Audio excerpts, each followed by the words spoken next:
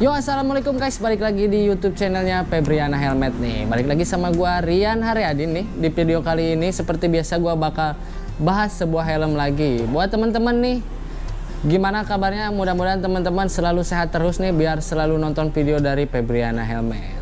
Di video kali ini gua nggak bakalan bahas helm baru ya guys ya. Ini gua mau bahas helm lama, tapi gua agak sedikit termotivasi nih karena gua ngeliat pas lagi motoran itu jarang banget nih ya. Setelah kemarin gue buat kayak TR2R dan akhirnya nemu nih jawabannya, ya dibantu sama teman-teman semua, penyebab helm ini sepi. Tapi ini gue sedikit konsen kenapa helm ini kalau untuk dari segi look menurut gue ini ganteng banget, tapi kenapa ini malah sepi. Dan di akhir video bakal kita buat alasan-alasannya menurut gue kenapa helm ini jarang banget peminatnya. Kita siapin dulu helmnya ya guys ya. Jadi ini dia helmnya. Nah, jadi ini dia helmnya sudah ada di depan gua. Nah, coba tebak helm apa ini? Dari sarungnya kalian harusnya tahu ini helm apa. Langsung aja kita buka ya guys ya, biar kalian gak penasaran nih, biar gak lama juga.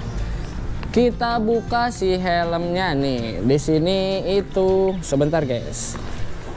Udah sedikit susah ya. Nah, ini dia helmnya Snell FFS2 warna hitam dop. Yes, bener banget. Gua kali ini mau bahas tentang helm Snell FFS2 kan. Karena di sini cukup menyita perhatian gua secara dari look. Helm ini itu cakep banget tampilannya. Kalau dari tampang istilahnya ngejual banget lah ya guys ya.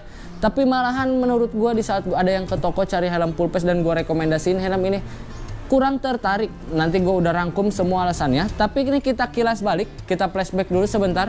Takutnya teman-teman ada yang belum tahu soal helm Snell FFS2 ini, dan kita bahas ada fitur apa aja di helm ini. Kita singkat aja, kita mulai dari bagian luar nih yang gue bahas ini warna hitam dop.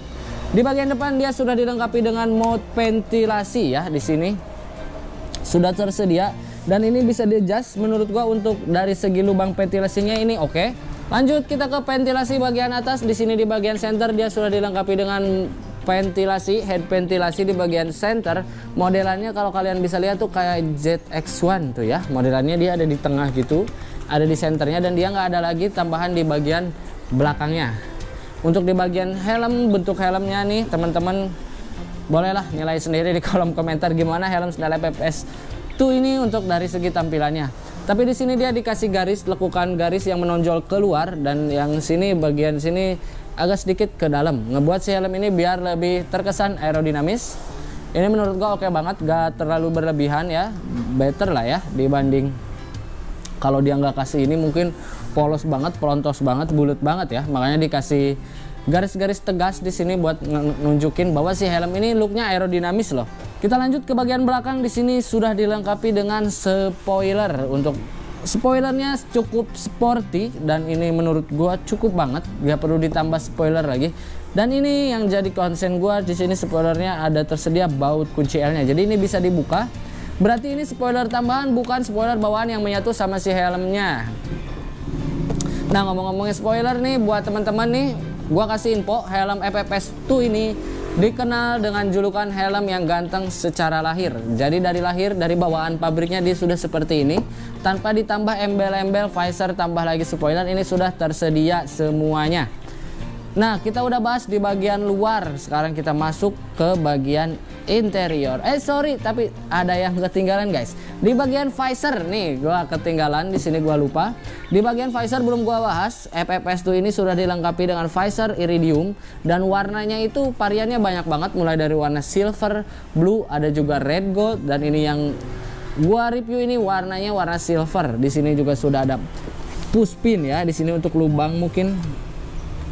Oh, ini bukan push pin ya guys. Ini jadi buat ngebolongin si visornya. Jadi push pinnya belum ready. Di sini hanya tersedia posnya aja buat ngelubangin si bagian visornya. Untuk di mekanisme visor ini cukup halus, gak ada hambatan. Cuman dia kayaknya yang gak bisa setengah-setengah. Dia harus modelannya kayak si NJS ya. Dia harus bener-bener full sampai atas. Untuk 30% dia nggak bisa, pasti turun. Dan ini cukup halus. Dari dia kuncinya pun ke atas menurut gua ini cukup banget ya. Dan di sini dia sudah dilengkapi dengan semi visor lock, dan menurut gua ini kurang ya, dia ditaruhnya di bawah nose guard. Kenapa nggak disatuin ke si bagian di atas ventilasi ini? Dan ini kita cek fungsinya oke nggak? Lumayan. Tapi kalau misalkan Kelemahannya semi visor lock ini, kalau dia udah lecet itu pasti udah dol dan dia nggak bakalan ngunci. Itu salah satu kekurangan dari si semi visor lock. Kita bahas ke bagian interior sekarang. Di bagian interior nih kayaknya nggak terlalu banyak yang bisa gua bahas. Yang pertama di sini untuk chin guardnya nih ya, ini tuh bisa dilepas untuk chin guardnya ya. Nah ini untuk modelan chin guard dari Snell FFS2 ya. Untuk bahannya di sini dia kayak bahan apa ya, leather gitu, leather, tapi di sininya dia ada spon dan ini bisa dilepas pasang untuk chin guardnya. Tapi ini kayak terlalu pendek gak sih untuk sebuah chin guard helm? Kalian bisa lihat di helm-helm lain mungkin untuk chin guardnya di sini. Kalian bisa lihat di helm-helm lain untuk chin guardnya mungkin di sini harusnya agak segini ya, tapi ini kecil banget. Entahlah ya, mungkin itu ciri khas mereka, itu pembeda. Dan untuk cara pasangnya ini gampang banget. Gampang banget untuk pasang si chin guardnya ini.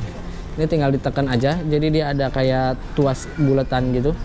Nah, di sini kita lanjut bahas ke bagian busa. Wah, pantas mungkin ini salah satu alasan ya si helm Snell FFS2 ini kurang diminati sama kalian-kalian yang cari helm full face. Untuk dari busa menurut gua teksturnya di sini sedikit bertekstur. Gua nggak berani bilang terlalu jelas. Nanti kita tahunya sudah kita fitting. Nah, untuk helm FFS2 ini di bagian interior dia belum tersedia slot intercom. Walah, di saat helm-helm halves pun sekarang sudah diupdate, dirubah dari misalkan kayak R6 lama dikasih R6 new ditambahkan slot intercom. Kenapa FFS2 ini malah tidak menyediakan slot intercom? Padahal itu udah hal paling lumrah ya di helm full face, slot intercom itu ready. Kalau menurut gue ini sayang banget dari pihak Snell nggak ngasih slot intercom di helm Snell FFS2 ini. Secara untuk range harganya ini lumayan banget, jadi mungkin itu salah satu pertimbangan. Nih gue bakalan fitting dulu aja kali untuk si helm Snell ini buat ngebuktiin apa benar yang gue bilang tadi untuk dari bagian busanya. Kita fitting dulu guys, kita pakai balak lapanya dulu sebentar ya. Nah, jadi di sini gue udah pakai balak lapa, langsung aja kita coba fitting untuk si helm Snell FFS2 ini ya teman-teman ya. Kita coba fitting, kita buktiin apakah benar kayak perkiraan gue tadi ya. Nih sebentar guys.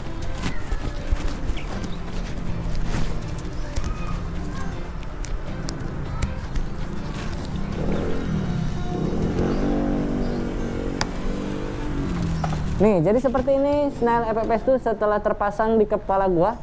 Tinggi badan gua 168, gimana di postur badan gua yang gak terlalu tinggi? Apakah si helm Snell FFS2 ini untuk tampilannya keren atau enggak? Silahkan teman-teman di typing aja di kolom komentar. Menurut teman-teman pantas apa enggak untuk postur segede gua pakai helm Snell ini? Sebentar, kita buka dulu guys. Nah jadi itu dia tadi gue udah fitting helm Snell FFS2 ini, dan saat pas gue pakai balak lapa di situ bener banget ya, agak sedikit berasa untuk si tekstur bagian busanya. Apakah bener yang dikatakan orang-orang nih? Mari langsung aja kita buat kesimpulannya. Teman-teman mau nambahin kesimpulan juga boleh banget, silakan di kolom komentar. Itu kolom komentar always gua buka buat teman-teman mengutarakan pendapat. Kalau menurut gua kita mulai dari looknya dulu. Bohong kalau kita lihat sesuatu itu nggak dari mata dulu. Ada istilah makanya dari mata turun ke hati. Jadi helm pun seperti itu menurut gua. Kalau helmnya enak dipandang pasti itu ada dipertimbangkan di hati kita buat dibeli atau enggak. Mulai dari ukuran shell. Kalau menurut gue ukuran shell ini untuk helm Snell ini tergolong sedikit bagol ya guys ya untuk helm Snell FFS2 ini. Apalagi dengan spoiler, kalau misalkan spoilernya ini nggak dikasih tambahan spoiler oleh pihak Snell, mungkin ini helm bulat banget.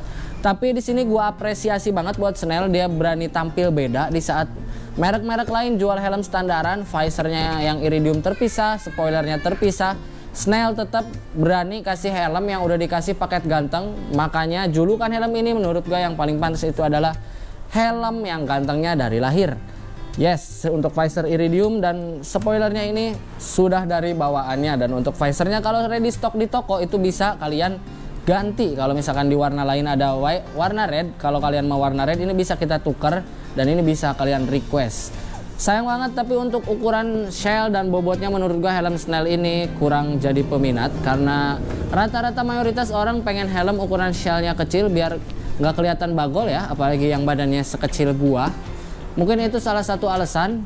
Yang kedua nih ya, mungkin yang kedua kalau gua memposisikan diri sebagai customer, wajar helm ini nggak banyak orang pilih karena di range harga 900-an kita nambah dikit bisa dapat kayak TTT Course, atau di merek lain kita bisa dapat NHK Mark I. Kenapa gua bilang gitu? Kenapa nggak orang pasti pilih Snell? Ini balik lagi ke sebuah brand. Teman-teman pasti menilai sesuatu itu dari brand, dari nama, apalagi merek yang sudah ada nama kayak TNHK di situ udah teruji lah ya untuk dari si brandnya tersendiri. Snell, mungkin apa sih brand apa sih? Mungkin orang sebagian banyak banget mikir kayak gitu. Jadi nggak heran kalau Snell ini masih kalah pamor sama brand-brand lain kayak NHK, NJS. Jadi wajar banget kalau gua memposisikan diri sebagai customer pun kalau harus beli Snell harga 950, gua mending nabung dulu buat ambil helm kayak TTT Course atau yang baru mungkin RSP EPPS 21. Why not ya? Karena untuk dari segi brand kita itu balik lagi lah ke brand image intinya ya guys ya. Tapi bukan dalam artian Snell ini nggak bagus. Ini bagus, cuman dia ada marketnya tersendiri dan untuk namanya sebuah persaingan dari semua brand itu ada. Jadi wajar kita sebagai pembeli melihat dari segi brandingnya terlebih dahulu. Yang selanjutnya menurut gua dari kekurangan dari si helm Snell ini selain ukuran shell gede, terus dia ada dari segi busa. Dari segi busa itu sedikit agak bertekstur ya, atau sedikit kasar lah ya untuk dari segi busa untuk Snell ini. Mulai dari EPPS 1 dan EPPS 2 itu karakteristik busanya hampir sama. Dia kurang halus, gak selembut helm-helm brand lain lah ya.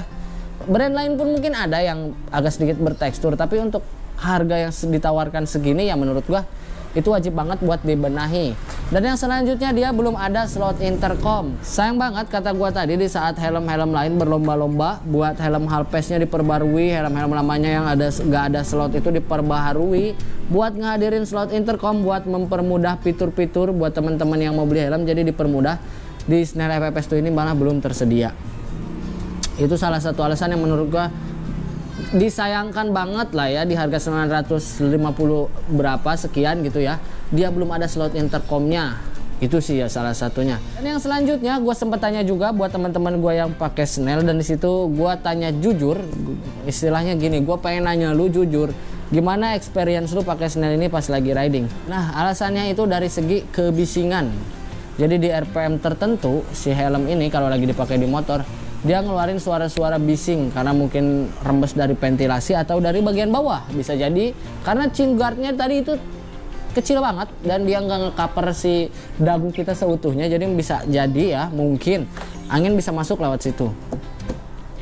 Nah jadi itu dia mungkin menurut gua kesimpulannya. Jadi banyak banget pertimbangan mungkin buat kalian kalau punya budget 1 juta buat beli si helm ini, karena di range harga 1 juta itu banyak banget sekarang pilihannya ya, mulai dari kayak TTT Course, NHK Mark I, RSP, NJS, dan itu bisa kalian beli dan kalian mungkin udah tahu barang kualitasnya gimana. Mungkin si Snell ini agak sedikit sulit buat bersaing sama brand-brand lain. Jadi wajar aja kalau helm ini jarang banget peminatnya dan jarang banget yang pakai. Karena bisa 1-2 gue hitung ya, kalau tiap San Mori aja gitu ada yang pakai Snell itu cuma 1-2 ya guys ya. Jadi kayak buat orang-orang umum itu malah jarang banget pakai si helm ini. Tapi dibalik itu semua, overall untuk helm ini menurut gua looknya keren, dapat banget. Di harga 950 dia berani tampil beda dengan balutan spoiler dan visor tambahannya. Di sini gua juga apresiasi buat Snell. Gua nggak bilang helm ini nggak layak kalian buat beli. Ini layak-layak aja buat kalian beli, buat kalian yang mau beli helm yang nggak mau ribet buat nambah-nambah part-part penggantengnya nih ya. Beli aja Snell, dia udah terima ganteng. Kalian nggak perlu pusing nambah spoiler, nambah visor. Di sini sudah tersedia di harga 900 up berapa gitu ya, 950. Ini sudah tersedia, nggak perlu nambah perintilan-perintilannya lagi. Jadi seperti itu dia ya guys ya reviewnya. Bukan review sih ya, kayak helm ini lama, cuman gue sedikit mengulas kembali nih, cari alasan kenapa helm ini jarang banget dipakai di halayak umum. Nah boleh, silahkan pokoknya ya, boleh kalian typing di kolom komentar. Berpendapat sebaik mungkin, bebas. Komentar tetap gue buka ya. Nah mungkin videonya gue tutup aja guys. Buat teman-teman yang sudah nonton, terima kasih banyak. Nanti kita lanjut berdiskusi di kolom komentar. Teman-teman gue doakan supaya sehat selalu, biar bisa selalu nonton konten Febriana Helmet. Terus didukung channel Febriana Helmet dengan cara subscribe, dan jangan lupa diaktifin lonceng notifikasinya. Gue Rian Haryadin pamit undur diri. Wassalamualaikum warahmatullahi wabarakatuh.